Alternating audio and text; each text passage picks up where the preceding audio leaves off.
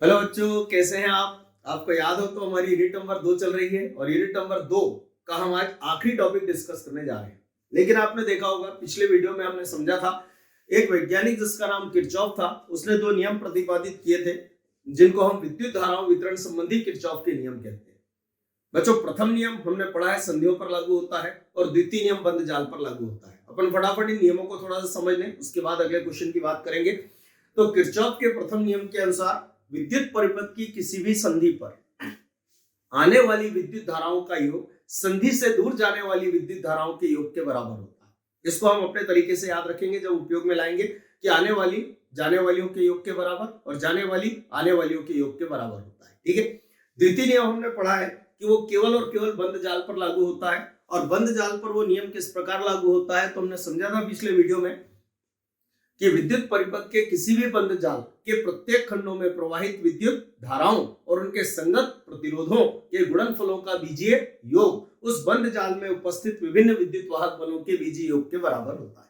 ठीक है बच्चों, अब हम समझने जा रहे हैं व्हीट स्टोन सेतु विधि क्या है। ये आखिरी और इंपॉर्टेंट टॉपिक है अपनी सेकंड यूनिट का, मोस्ट इंपॉर्टेंट है। और क्वेश्चन इस प्रकार पूछा जाएगा कि व्हीट स्टोन सेतु विधि क्या है, इसके संतुलन का प्रतिबंध लिखिए और स्थापित कीजिए। तो ध्यानपूर्वक समझिएगा व्हीट स्टोन सेतु विधि क्या है। तो एक वैज्ञानिक जिसने किसी चालक के अज्ञात प्रतिरोध को ज्ञात करने के लिए एक विधि प्रतिपादित की और उस विधि में जो उपकरण है, ध्यान से देखिएगा, हम देखते हैं बोर्ड पे बना हुआ है। इस उपकरण में 4 प्रतिरोध, बच्चों ध्यान से देखिएगा, 4 प्रतिरोध P, Q, R और S एक चतुर्भुज A, B, C, D की भुजाओं के रूप में जुड़े होते हैं। B व D सिरों के मध्य एक धारामापी कुंजी K' द्वारा जुड़ा होता है तथा A व C सिरों के मध्य एक सेल E कुंजी K द्वारा जुड़ा होता है। अब देखिएगा, जैसे ही हम इस कुंजी K के प्लग को लगाएंगे तो इस सेल से होकर इस परिपथ में विद्युत धारा प्रवाहित होगी। मान लो वो धारा कितनी है, I। बच्चों जैसे ही ये बिंदु A पर आएगी तो विद्युत धारा का दिमाग खराब। आगे कितने रास्ते हैं? 2। किधर जाऊं? तो ये जो विद्युत धारा है ये यहाँ पर 2 भागों में बटेगी। कुछ विद्युत धारा इधर जाएगी, मान लो ये I1 है। कुछ विद्युत धारा इधर आएगी, मान लो ये विद्युत धारा I2 है। अब ध्यान से देखिएगा, जैसे ही I1 धारा बिंदु B पर पहुंचेगी तो फिर यहां से 2 रास्ते हैं, तो यह विद्युत धारा फिर 2 भागों में बटेगी। कुछ धारा इधर जाएगी जिसे हमने I3 माना और कुछ धारा इधर जाएगी, इसकी बात हम बाद में करेंगे। अब ध्यान से देखिएगा, तो ये जो I2 धारा है ये जब D पर पहुंचेगी तो फिर यहां पर 2 रास्ते हैं, तो कुछ धारा इधर जाएगी जिसको हमने I4 माना और कुछ इधर जाएगी, ये इस प्रकार जाएगी। लेकिन आप देखेंगे इस धारामापी में 2 विद्युत धाराएं प्रवाहित हो रही हैं, ऊपर से नीचे और नीचे से ऊपर। पर हमने माना कि इन दोनों का टोटल, मतलब इन दोनों की जो परिणामी धारा है वो IG है और वो ऊपर से किधर आ रही है? नीचे। बच्चों आप चाहें तो यह नीचे से ऊपर भी मान सकते हैं, उसमें कोई समस्या नहीं है। ठीक है। अब ध्यानपूर्वक देखिएगा, ये जो विद्युत धाराओं का विभाजन हुआ ये सब किसका विभाजन है? I का। तो ये सभी C पर पहुंचेंगी तो C पर वापस मिलेंगे और वापस जब मिलेंगे तो ये वापस क्या बन जाएगी? I। और इस तरीके से परिपथ में विद्युत धारा प्रवाहित होगी। ठीक है। अब बच्चों ध्यानपूर्वक समझिएगा, हम देखने जा रहे हैं कि इसके संतुलन का प्रतिबंध क्या होता है। तो इसके संतुलन का प्रतिबंध होता है यदि IG बराबर 0, अर्थात इस धारामापी में प्रवाहित होने वाली विद्युत धारा कितनी हो? 0। और ये हमें कैसे मालूम पड़ेगा? तो हम सभी जानते हैं, 10th में भी हमने पढ़ा है कि जो धारामापी होता है इसमें एक संकेतक मतलब कांटा होता है और इसमें किनारे किनारे संख्याएं लिखी होती है। जब यह कांटा फिक्स 0 पर हो अर्थात इसमें विद्युत धारा प्रवाहित नहीं हो रही है, और जैसे ही इसमें विद्युत धारा प्रवाहित होगी तो ये जो संकेतक है ये विक्षेपित हो जाता है। तो इसका विक्षेपित होना ये बताएगा कि इस भाग में विद्युत धारा प्रवाहित हो रही है। ठीक है। अब मान लो IG बराबर 0, अर्थात इसमें विक्षेप उत्पन्न नहीं हुआ, तो इसे संतुलन की स्थिति कहते हैं। और बच्चों इस स्थिति में P/Q अर्थात इस और इस प्रतिरोध का अनुपात R/S अर्थात इस और इस प्रतिरोध के अनुपात के बराबर होता है, इसे संतुलन का प्रतिबंध कहते हैं। यदि हमसे कहा जाए कि व्हीट स्टोन सेतु के संतुलन का प्रतिबंध लिखिए तो हम क्या बोलेंगे? यदि IG बराबर 0 तो P/Q बराबर R/S, यह संतुलन का प्रतिबंध है। अब बच्चों हमें ये प्रतिबंध सिद्ध करके बताना है, तो ध्यानपूर्वक समझिएगा, ध्यान समझना। माना प्रतिरोधों P, Q, R व S में प्रवाहित विद्युत धाराएं क्रमशः I1, I3, I2 व I4 है। धारा मापी का प्रतिरोध G और इसमें प्रवाहित विद्युत धारा IG है। तो अब सबसे पहले इसमें दो संधियां हैं बच्चों, और हम सभी जानते हैं कि संधियों पर किरचॉफ का प्रथम नियम लागू होता है। तो पहले हम इन संधियों पर किरचॉफ का प्रथम नियम लगाएंगे। फिर इसमें दो बंद जाल हैं, ध्यान से देखिएगा। एक बंद जाल ये है A B D A। अरे ए को हम दो बार क्यों बोल रहे हैं? तो बंद उसे कहेंगे जो जिस बिंदु से स्टार्ट हो वही समाप्त होना चाहिए। तो एक बंद जाल है A B D A और दूसरा बंद जाल है B C D B। तो इन दोनों बंद जालों में किरचॉफ का द्वितीय नियम लागू होगा और फिर इनके द्वारा हम इस प्रतिबंध को स्थापित करेंगे। तो हम सबसे पहले बोलेंगे तो संधि बी पर किरचॉफ के प्रथम नियम से। उससे पहले हमें इन सब के बारे में बताना होगा। मैं एक बार फिर बोल के बताता हूं। माना प्रतिरोधों P, Q, R व S में प्रवाहित विद्युत धाराएं क्रमशः I1, I3, I2 व I4 है। धारा मापी का प्रतिरोध G और इसमें प्रवाहित विद्युत धारा IG है। तो संधि बी पर किरचॉफ के प्रथम नियम से, ठीक है बच्चों ध्यान से देखिएगा। अब किरचॉफ के प्रथम नियम से संधि बी पर क्या होगा? बी पर देखें आप ध्यान से, इस बी पर आप देखिए तीन विद्युत धाराएं मिल रही हैं, एक I1, एक I3 और एक IG। इसमें आने वाली सिर्फ एक है, कौन है? IG, और जाने वाली दो है। तो प्रथम नियम क्या कहता है कि आने वाली जाने वालियों के योग के बराबर। तो आने वाली कौन है? I1। ये बराबर होगी किसके? जाने वालियों के योग के। तो जाने वाली एक तो I3 है और एक कौन है? IG। तो ये हो गया I3 प्लस क्या हो जाएगा? IG। ठीक है। इसी प्रकार संधि डी पर, ये संधि डी। अब देखें इस संधि पर भी तीन विद्युत धाराएं मिल रही हैं, एक I2, एक IG और एक I4। लेकिन आप ध्यान से देखेंगे तो जाने वाली इसमें सिर्फ एक है, कौन है? I4। तो जाने वाली आने वालियों के योग के बराबर। तो जाने वाली कौन? I4।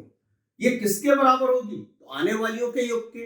अब आने वाली इसमें दो है, देखिए एक I2 है और एक IG है। ये हो जाएगा I2 प्लस IG। किंतु संतुलन की स्थिति में बच्चों अभी हमने देखा कि IG बराबर 0 होता है। तो हम क्या लिखेंगे? किंतु संतुलन की स्थिति में IG बराबर 0। तो इनसे हमें दो मान प्राप्त हो जाएंगे। इसमें जहां जहां क्या नजर आ रहा है? IG, वहां हम क्या रखेंगे? 0। तो यहां 0 रखा तो I1 बराबर I3 और यहां 0 रखा तो I4 बराबर I2। तो हमें इससे दो मान प्राप्त हो गए। हम क्या लिखेंगे? तो I1 बराबर क्या हो जाएगा? I3 और I4 बराबर क्या हो जाएगा? I2। इसे एक बॉक्स में बंद करके रख लेना, इसकी अभी हमें जरूरत नहीं है, जब जरूरत पड़ेगी तो हम इसको बुला लेंगे। बच्चों यहां पर आकर किरचॉफ के प्रथम नियम का उपयोग समाप्त होता है। अब बारी है किरचॉफ के द्वितीय नियम की, जो कि बंद जालों पर लागू होता है। और बंद जाल बच्चों यहां पर दो हैं, एक तो A B D A और एक B C D B। तो सबसे पहले हम ये बंद जाल लेते हैं, ठीक है। तो हम क्या बोलेंगे? अब बंद जाल A B D A, A B D A में किरचॉफ के द्वितीय नियम से। अब किरचॉफ का द्वितीय नियम क्या कहता है कि बंद जाल के प्रत्येक खंडों में प्रवाहित विद्युत धाराओं और उनके संगत प्रतिरोधों के गुणनफलों का बीजीय योग उस बंद जाल में उपस्थित विभिन्न विद्युत वाहक बलों के बीजीय योग के बराबर होता है। तो ध्यान से देखिएगा, इस नाम को देखें तो ये बोल रहा है A से किस पर जाए? B पर। तो देखिए हम ये A से B पर जा रहे हैं। अब देखिए धारा कितनी है? I1। संगत प्रतिरोध कितना है? P। तो इसका गुणनफल हो जाएगा I1P। अब प्रश्न ये है कि ये पद धनात्मक होगा या ऋणात्मक। तो हमने समझा है पहले किरचॉफ के नियम में कि यदि धारा हमारी दिशा में है अर्थात धनात्मक, और यदि विपरीत है तो ऋणात्मक। चूंकि हम A से B पर जा रहे हैं और धारा भी A से किस पर जा रही है? B पर, तो ये पद धनात्मक होगा। अब हम कहां पहुंच गए? B पर। B से हमें किस पर जाना है? D पर। ये जाते दिखाई दे रहा आपको? धारा कितनी है? IG। प्रतिरोध कितना है? G। और धारा हमारी दिशा में है तो ये पद भी प्लस का होगा। तो क्या लिखेंगे प्लस Ig इंटू जी। अब हम कहां पहुंच गए डी पर, डी से हमें किस पर जाना है ए पर, ये जा रहे हैं देखिए। अरे तो ये तो धारा हमारे उल्टे जा रही है, कहने का मतलब हम डी से ए पर जा रहे हैं और विद्युत धारा ए से किस पर आ रही है डी पर, तो डेफिनेटली इस धारा और संगत प्रतिरोध का गुणनफल धनात्मक नहीं ऋणात्मक होगा। तो इसे हम क्या लिखेंगे I2R। अब ये योग उस बंद जाल में उपस्थित विभिन्न विद्युत वाहक बलों के योग के बराबर होता है, लेकिन आप देखेंगे जो बंद जाल का नाम हमने लिखा है इसमें विद्युत वाहक बल है ही नहीं, तो क्लियर है ये योग 0 के बराबर होगा। इसे हम डालेंगे समीकरण नंबर 1। इसी प्रकार बंद जाल BCDB में, BCDB में, अब ध्यान से देखिएगा BCDB में क्या होगा, तो हम B से पहले किस पर जाएंगे C पर, ये जा रहे देखिए। धारा कितनी है I3, प्रतिरोध कितना है Q, तो ये गुणनफल हो जाएगा I3Q। समझ में आ रहा है, चूंकि धारा भी B से किस पर आ रही है C पर, तो ये गुणनफल धनात्मक होगा। ठीक है, अब हम कहां पहुंच गए C पर, C से हमें किस पर जाना है D पर, धारा I4 संगत प्रतिरोध S, तो ये हो जाएगा I4S। लेकिन हम C से किस पर आ रहे हैं D पर और धारा D से किस पर जा रही है C पर, तो ये पद ऋणात्मक होगा, तो ये हो जाएगा माइनस I4S। अब हम कहां पहुंच गए D पर, ये बोल रहा है D से किस पर जाए B पर, ये जा रहे हैं। धारा कितनी है IG, प्रतिरोध कितना है G, तो गुणनफल होगा IG इंटू जी। बट धारा B से किस पर आ रही है D पर और हम D से किस पर जा रहे हैं B पर, तो गुणनफल ऋणात्मक होगा, तो इसे लिखेंगे माइनस IG इंटू जी। बच्चों आप ध्यान से देखें, इस बंद जाल में भी सेल उपस्थित नहीं है, तो ये विद्युत वाहक ये योग भी किसके बराबर होगा 0 के। ठीक है, इसे हम डाल देते हैं समीकरण 2। किंतु संतुलन की स्थिति में Ig बराबर होता है 0, Ig बराबर 0। तो हम क्या करेंगे, समीकरण 1 और 2 में जहां जहां हमें क्या नजर आएगा Ig, उसकी जगह हम क्या रख देंगे 0। तो हम लिखेंगे तो समीकरण 1 और 2 से, अब ध्यान से देखिएगा 1 और 2 से क्या होगा, तो इस Ig की जगह हमने 0 रखा, तो ये पूरा पद 0 हो जाएगा। ठीक है, तो केवल ये 2 पद बाकी बचेंगे, उसमें भी ये पद काय का है माइनस का, इसको हम उधर पलट देंगे, काय का हो जाएगा प्लस का, तो एक नई समीकरण बनेगी, क्या बनेगी I1P बराबर होगा I2R। ये हमारी समीकरण नंबर 3 हो गई। अब इसमें भी हम Ig की स्थान पर 0 रखें, तो ये पद गया, बचेंगे केवल कितने पद 2, उसमें भी ये पद काय का है माइनस का, इसको उधर पलट दें तो ये काय का हो जाएगा प्लस का। तो समीकरण क्या बनेगी I3Q बराबर I4S। ये हो गई समीकरण 4। अब आप ध्यान से देखें, हमें सिद्ध करना है P बटे Q बराबर R बटे S। तो आप देखो ये P है, ये Q है, ये R है, ये S है। अरे तो समीकरण 3 और 4 चिल्ला चिल्ला के बोल रही है कि आप इनका भाग दे दो, तो समीकरण 3 में हम समीकरण 4 का क्या देंगे भाग, तो हम बोलेंगे समीकरण 3 भागित समीकरण 4, तो भाग LHS LHS का और RHS RHS का, तो समीकरण क्या बनेगी I1P बटे में क्या आएगा I3Q बराबर क्या होगा I2R और इसके बटे में I4S। ये हो गया, हमारा उत्तर लगभग आ गया है, लेकिन ये धाराएं थोड़ी गड़बड़ी कर रही हैं, तो एक काम करते मिटा देते हैं इनको। नहीं, ऐसे कैसे मिटाएंगे इनको, तो अब देखिए क्या होगा, तो ये है I1, आपको याद हो तो किरचॉफ के प्रथम नियम का उपयोग करके हमने ये 2 मान प्राप्त किए थे। I1 किसके बराबर है I3 के, तो हम यहाँ I1 के स्थान पर I3 रख सकते हैं, और इधर I4 किसके बराबर है I2 के, तो हम I4 के स्थान पे I2 रख सकते हैं। अब तो कटेंगे ये, तो I3 से I3 और I2 से I2 कट जाएगा, तो इधर क्या बचेगा बच्चों P बटे Q बराबर क्या हो जाएगा R बटे S, और इसे कहते हैं व्हीटस्टोन सेतु के संतुलन का प्रतिबंध। अब ये जो व्हीटस्टोन सेतु विधि है, तो इस पर आधारित कुछ ऑब्जेक्टिव भी बनते हैं। नंबर 1 ये पूछा जा सकता है कि संतुलन की स्थिति में इस धारामापी के सिरों के मध्य विभवांतर कितना होगा, तो आप ध्यान से देखिएगा, ओम के नियम से विभवांतर बराबर होता है विद्युत धारा गुणित प्रतिरोध, तो विद्युत धारा Ig गुणित प्रतिरोध कितना G, तो विभवांतर हो जाएगा Ig इंटू G।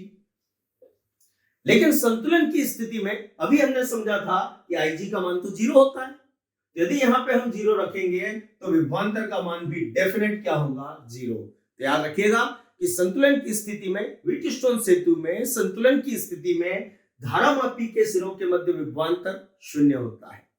एक और, यदि ये चारों प्रतिरोध समान कोटि के हो, बच्चों समान कोटि का मतलब यह है कि चारों प्रतिरोधों के जो मान है उसमें 10 की घात चारों में बराबर होनी चाहिए।